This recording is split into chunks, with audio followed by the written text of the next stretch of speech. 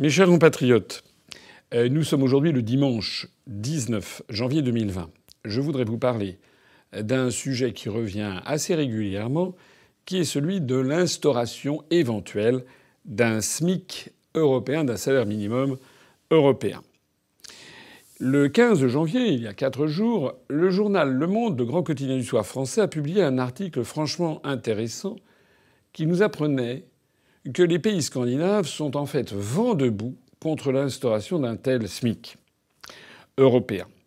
En Suède, en Finlande et au Danemark, les partenaires sociaux, c'est-à-dire les syndicats, ont annoncé qu'ils utiliseraient, citons-les dans le texte, tous les instruments politiques et juridiques à leur disposition pour empêcher l'adoption d'une directive européenne qui imposerait un salaire minimum européen. Ils assurent, tous les syndicats scandinaves, qu'une telle mesure pourrait tout simplement anéantir le modèle économique et social nordique. Et pourquoi cela ? Parce qu'il y a une très solide tradition dans les pays scandinaves de négociations par branche. Il n'y a pas de SMIC uniformisé. Il y a des salaires minimums à l'embauche, qui d'ailleurs au Danemark est de l'ordre de 10 couronnes danois, c'est-à-dire de 15 €, ce qui n'est pas si mal que ça pour des salaires d'embauche. Et il y a donc des salaires minimums qui sont différenciés selon les branches professionnelles. Et c'est un accord, une espèce de cogestion entre le patronat et les syndicats de travailleurs et qui fonctionne à la satisfaction générale des Danois, des Suédois, des Finlandais depuis des décennies. Et les Suédois, les Danois et les Finlandais ne veulent absolument pas qu'on touche à ce système, dont ils sont très fiers, et ils exigent donc le rejet de tout projet de directive de SMIC européen. Alors, je vous dis ça pourquoi ? Je vous dis ça parce que ça permet de bien comprendre comment fonctionne la construction européenne et surtout de bien comprendre comment les Français se font enfumer, manipuler par les européistes, par les partis politiques européistes qui leur font des promesses qu'ils ne peuvent pas tenir. En avril 2012, faisons un retour en arrière, il y a près de 8 ans, la Commission européenne avait déjà fait des propositions de SMIC européen puisque, sous la pression notamment de la France, eh bien, elle s'était sentie obligée de le faire. Je rappelle que la France et les partis européistes français, en général, nous expliquent qu'il faut plus d'Europe, que ce n'est pas parce que l'Europe marche mal qu'il faut l'arrêter, qu'il faut plus d'Europe. Et en général, c'est une espèce de fuite en avant où l'on explique qu'il faudrait tout simplement augmenter les salaires pour tout le monde, de façon à ce qu'il n'y ait plus de concurrence. En gros, c'est ça. Alors, en avril 2012, pour aller un petit peu dans le sens de la France, la Commission européenne avait publié un premier travail où elle évoquait l'instauration de salaires minimums décents, entre guillemets, dans les pays européens. Ça, c'était pour aller un petit peu dans le sens de la France. Mais elle allait également dans le sens notamment des pays scandinaves dont je viens de parler en disant qu'il fallait qu'il y ait une différenciation de ces salaires par branche professionnelle. Donc à la Commission européenne, face à des conflits et à des États qui ont des intérêts totalement différents, qui ont des traditions politiques, économiques et syndicales totalement antagonistes, eh bien, la Commission européenne, elle essaie de trouver une espèce de modus vivendi, de chaud-froid, comme on dirait pour une volaille, de chèvre-chou, un truc qui tienne un peu de tout en même temps, comme dirait l'autre. Alors, ce qui est intéressant, c'est que le 16 avril 2012, voyant les déclarations de la Commission européenne, M. Mélenchon, c'était il y a bientôt 8 ans, avait fait un scandale. Et vous en trouverez la trace d'ailleurs sur Internet. Il avait publié un communiqué furibard, comme il y en a l'habitude, où il disait « La Commission européenne a pris un masque d'agneau pour faire le loup. Sous prétexte de suggérer des SMIC pas trop bas, elle imagine de créer des SMIC à géométrie variable suivant les branches d'activité, autant dire plus de SMIC du tout, et une législation sociale éclatée organisant la concurrence entre eux de tous les travailleurs. Fermez le banc. » C'est ainsi que M. Mélenchon s'était indigné de la proposition de la Commission européenne. Or, ce que nous apprend l'article du journal Le Monde du 15 avril 2020, c'est que c'était pas la Commission européenne qui était à la manœuvre, c'était les syndicats de gauche scandinaves qui ne veulent pas justement de ce SMIC européen et qui veulent conserver leurs négociations par branche, ce que M. Mélenchon condamnait.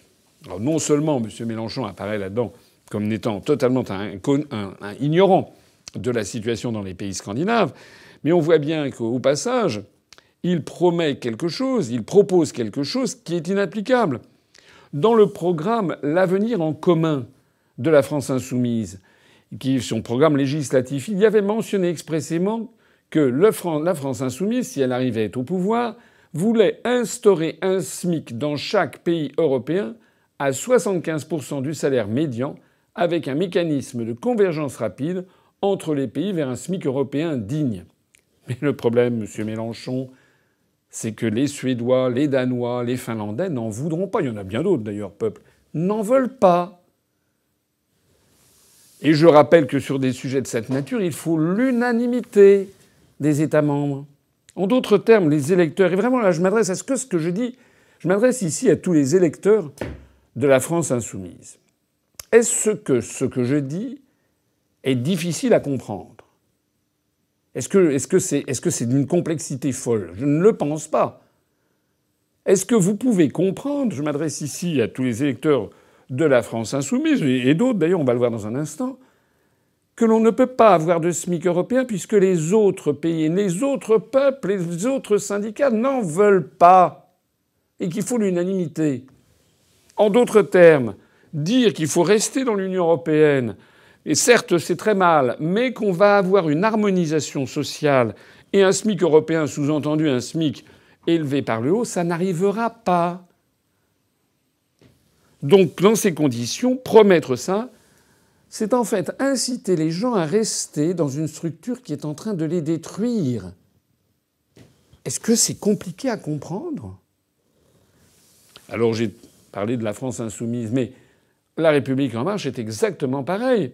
Lors des dernières élections européennes, le programme officiel de la République en marche, du parti de M. Macron, avait proposé l'idée d'un SMIC européen qui serait fixé à hauteur de 50% du salaire médian de chaque pays. Donc vous voyez, moins 10 ans par rapport à la France insoumise qui parlait de 75%. France En Marche était plus modéré, avec 50% du salaire médian de chaque pays. Mais ça, même cela n'aura pas lieu. Et d'ailleurs, même si ça avait lieu, à quoi tout ceci aboutirait ? D'avoir un SMIC comme ça, différencié selon les pays. Pas à grand-chose. Si ce n'est que ce serait le doigt dans l'engrenage pour qu'une fois que tous les pays aient adopté un SMIC, ça serait le principe européen d'un SMIC, ensuite on nous expliquerait qu'il faudrait une convergence des SMIC européens. Or actuellement, le SMIC au Luxembourg est supérieur à 2 000 € par mois, tandis que le SMIC en Bulgarie est de l'ordre de 350 € par mois. Et en France, il est de l'ordre de 1 200 et quelques euros par mois, 1 250, 1 280 € par mois. Il est bien entendu que si l'on avait un SMIC européen, c'est-à-dire un SMIC dans chaque pays représentant 50% du salaire médian de chaque pays, eh bien, si l'on aboutissait, si ensuite on proposait une convergence de tous ces SMIC, il y aurait très probablement une convergence qui se situerait aux alentours de 700 à 800 € par mois. Ça veut dire quoi ? Ça veut dire que, par exemple, en France, où le SMIC actuel est de l'ordre de 1 280 € net par mois, eh bien, le nouveau SMIC européen serait aux alentours peut-être de 800 € par mois. Et on voit d'ici un certain nombre d'entreprises françaises qui se mettraient à recruter des Bulgares, des Roumains, etc., au niveau du SMIC européen médian, c'est-à-dire de 800 €. Vous avez compris la manœuvre ? C'est-à-dire que sous couvert d'avoir un SMIC européen, là, le risque majeur est, après des procédures extraordinairement compliquées où tous les États vont se taper les uns sur les autres en s'opposant, leur économie, le niveau de vie, leur tradition syndicale, leur raisonnement par branche, leur truc et leur machin, Au bout du compte, le précipité final de tout ceci risque fort d'être un SMIC médian qui serait, pour l'ensemble de l'Europe, aux alentours de 700 € par mois. C'est-à-dire que tout est à perdre pour les salariés français. Je conclurai cette petite analyse en rappelant ce que nous proposons. Nous proposons de sortir de l'Union européenne, convaincus que nous sommes qu'il n'est pas possible d'avoir un SMIC européen qui conviendrait au peuple français en tout cas. Nous sommes convaincus qu'il faut redonner du pouvoir d'achat aux Français, et notamment aux catégories les plus modestes d'entre eux. Nous sommes convaincus, ça figurait dans notre programme, qu'il faut donner une augmentation très substantielle du SMIC. Mais ceci n'arrivera pas. Tant que nous resterons dans l'Union européenne, tant que nous subirons la concurrence acharnée des pays membres de l'Union européenne où le SMIC est, comme en Bulgarie, de 350 €. Sortir de l'Union européenne, c'est permettre au gouvernement français de proposer aux Français une augmentation très substantielle du SMIC qu'il faudra bien pour rattraper le temps perdu, qu'elle soit au moins de l'ordre de plus 12 à plus 15% du SMIC actuel. Certains diront que je vaticine, bien entendu, sauf que on a l'exemple de Boris Johnson, le Premier ministre britannique. Le Royaume-Uni sort de l'Union européenne le 31 janvier prochain. Et Boris Johnson a décidé d'augmenter le SMIC britannique d'un seul coup de plus 6,2%, ce qui laisse très loin derrière les augmentations ridicules, en fait l'absence d'augmentation qu'il y a en France depuis des années. Et d'ailleurs, le SMIC britannique vient de passer maintenant au-dessus du SMIC français. Voilà ce que nous proposons. Et je voudrais vraiment que les gens qui m'écoutent réfléchissent en leur âme et conscience à ce que je viens de dire, qu'ils revisionnent éventuellement cette vidéo pour bien comprendre. Il faut qu'ils comprennent qu'entre l'augmentation du SMIC et l'appartenance à l'Union européenne, il faut choisir. Vive la République et vive la France.